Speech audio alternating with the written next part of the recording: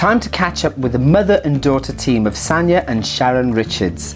Sanya is still world #1 at the women's 400 metres, and her mother Sharon is her agent. But I also think they're best of friends. So Sharon, can you remember Sanya's very first race that you saw her compete in? Yes, I can. What was it like? It was very nerve-wracking for me. She was 9 years of age. It was at the stadium in Jamaica. And it was 60 meters. Yep.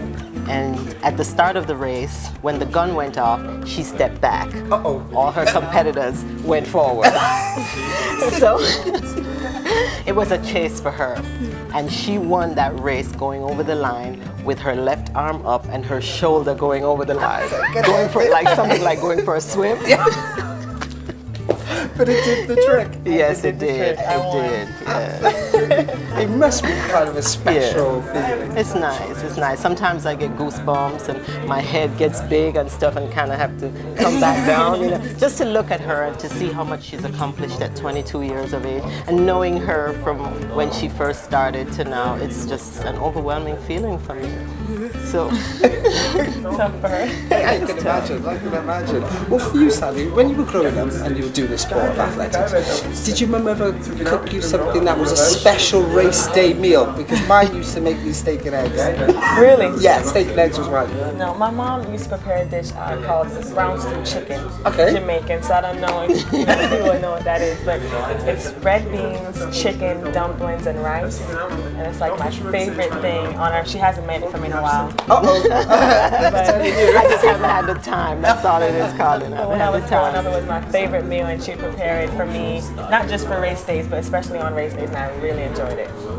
Right. Have you got anything stories for you to tell Sally? You know what? Or were you a good girl all the time? She's always been a good girl. Excellent. I like that. Really, I've really been a fortunate parent, meaning I have two really good girls. I can't say that there might not have been a time that I said maybe you should not have done that, but it might have been so few that I can't remember, you know. She listens very well, she takes advice very well, and I think that has a lot to do with her success today. Well, talking of your success today as well, you've got to train pretty hard, right? Now, when I see you, I look at you and I think, at any stage, do you fancy having a go at the hurdles? You know, I do. I really do. I like to hear that. I really do. I always say that I think, you know, if I really accomplish everything I want to accomplish in the 400 and I'm not too old, I really do want to try the 400 hurdles.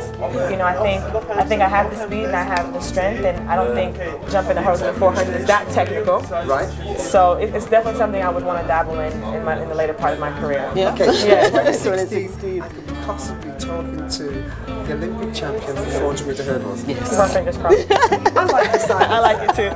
Sharon, thanks for spending some time. Thanks for having us, Colin. It was our Thank you. pleasure.